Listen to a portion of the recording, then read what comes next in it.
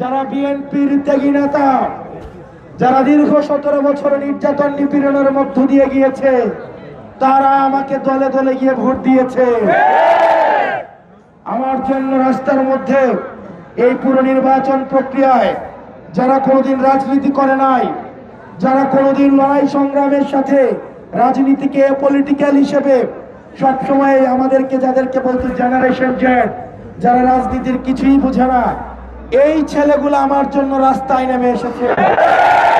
বিশ্ববিদ্যালয় থেকে ছুটি নিয়ে নির্বাচনী কাজ করেছে, চাকরি থেকে ছুটি নিয়ে এসে নির্বাচনী কাজ করেছে, বিদেশ থেকে আমার নির্বাচনের জন্য রেমিটেন্স যোদ্ধারা ছুটে এসেছে, ব্যবসায়ীরা দোকানপাট বন্ধ করে হাসনাত আব্দুল্লাহ নির্বাচন করেছে।